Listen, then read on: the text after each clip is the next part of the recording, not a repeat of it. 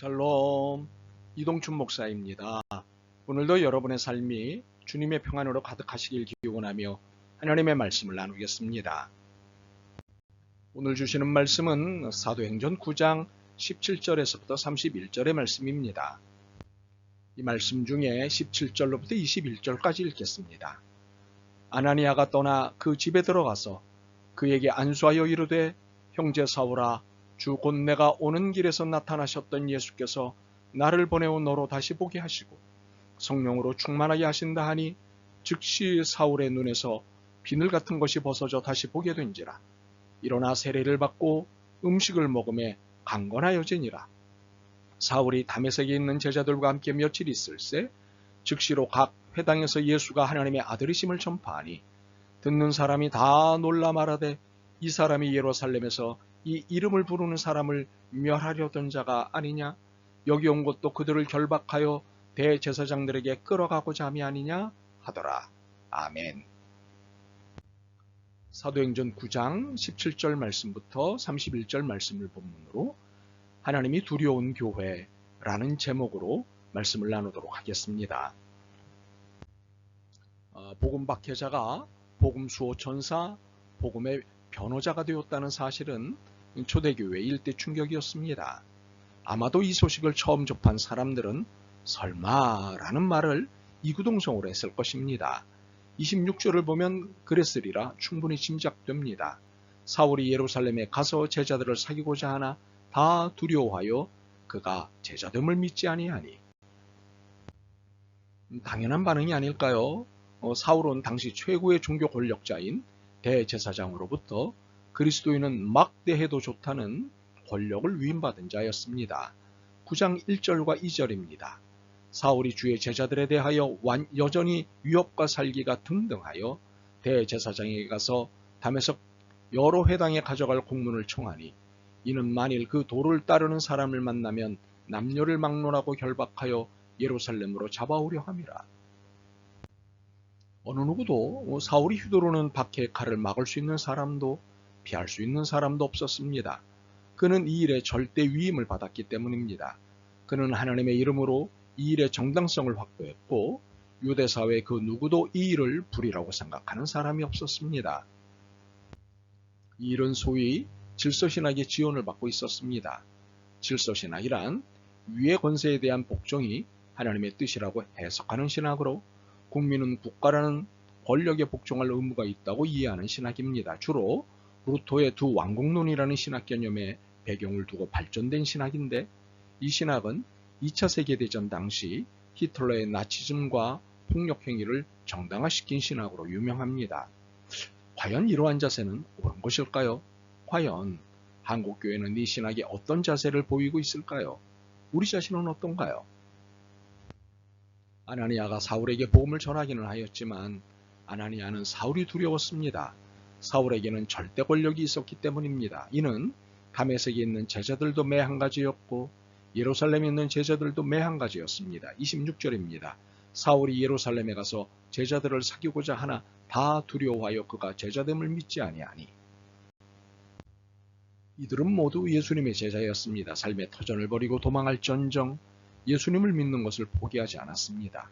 박해가 두렵지만 신앙을 저버리진 않았습니다. 그런데 사울은 두려웠습니다. 그가 가진 권력이 두려웠습니다.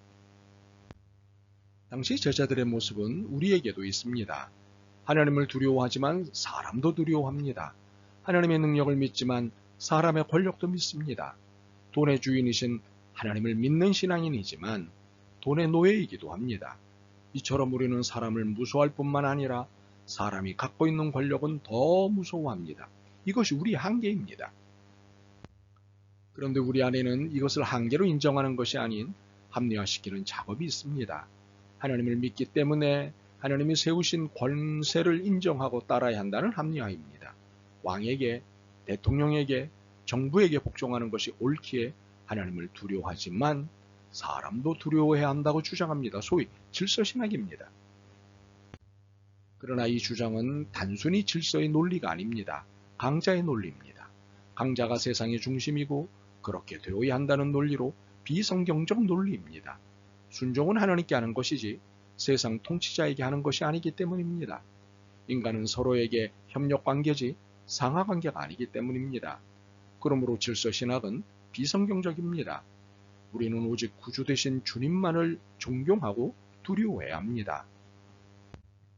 그런데 주님만을 두려워한다는 것이 타인에게 폭력이 될 수 있다는 사실은 아이러니합니다. 사울은 하나님에 대해 열심이 있었습니다. 그러나 그 열심은 그리스도의 복음을 인정하지 않았습니다. 그 열심은 그리스도를 믿는 이들을 박해하였습니다. 사울의 신에 대한 열심은 폭력으로 나타난 것입니다. 바로 이것, 우리의 종교적 열심이 타인에게 불편을 줄 수도 있고 심지어는 폭력이 될 수도 있다는 사실은 아이러니입니다. 이것은 이거야, 이것은 이래야 해 등과 같은 단정하는 태도는 그것이 비록 진리라 할지라도 타인에게 폭력이 될 수 있습니다. 복음은 하나님의 선언이지만 전달자는 인간이고 이를 듣는 피전달자 또한 인간입니다. 그러므로 상대를 이해하는 것을 전제로 복음과 내 신앙을 전달해야 합니다.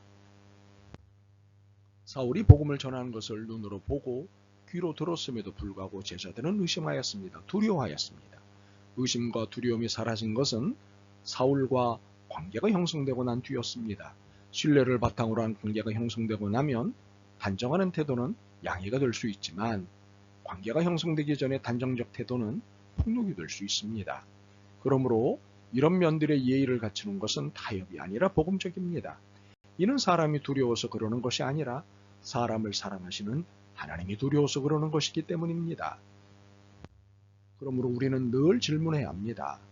나는 하나님을 두려워하는가, 사람을 두려워하는가? 우리 교회는 하나님을 두려워하는가, 사람을 두려워하는가?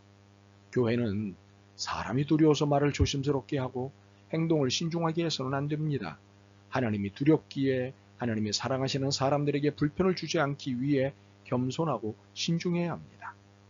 교회에 속한 멤버인 우리는 무엇이 폭력이 될 수 있는지를 신중하게 가려 하나님을 두려워함으로 사람에게 겸손한 태도를 보여야 합니다.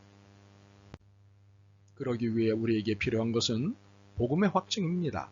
복음에 죽고 복음에 산다는 복음 중심적 삶의 자세입니다. 사울이 그리스도를 만난 후 즉시로 각 회당에서 예수가 하나님의 아들이심을 전파한 것은 복음의 확증 때문이었습니다. 사울이 자신을 오해하는 사람들 앞에서도 힘을 더 얻어 예수를 그리스도라 증언하여 다메섹에 사는 유대인들을 당혹하게 할 수 있었던 것도 복음의 확증 때문이었습니다. 그리고 사울이 살해의 위협에 놓였어도 제자들과 함께 있어 예루살렘에 출입하며 또 주 예수의 이름으로 담대히 말하고 헬라파 유대인들과 함께 말하며 변론할 수 있었던 것은 복음에 살고 죽겠다는 복음 중심적 삶의 자세 때문이었습니다. 결국 사람이 아닌 하나님을 두려워하는 사람들에 의해 교회는 든든히 세워져 가고 영혼 구원의 역사는 강성해집니다. 31절입니다. 그리하여 온 유대와 갈릴레와 사마리아 교회가 평안하여 든든히 서가고 주를 경외함과 성령의 위로로 진행하여 수가 더 많아지니라. 이 모습을 우리가 섬기는 교회에서 재현할 수 있기를 소망합니다. 아멘. 주님, 사람이 두렵기는 합니다만 주님만을 믿고 따르겠습니다. 복음에 살고 복음에 죽는 믿음을 갖게 도와주옵소서. 이런 교회가 되게 애쓰게 도와주옵소서. 예수 그리스도의 이름으로 기도드립니다. 아멘. 오늘도 여러분의 믿음과 삶을 응원합니다. 사랑합니다.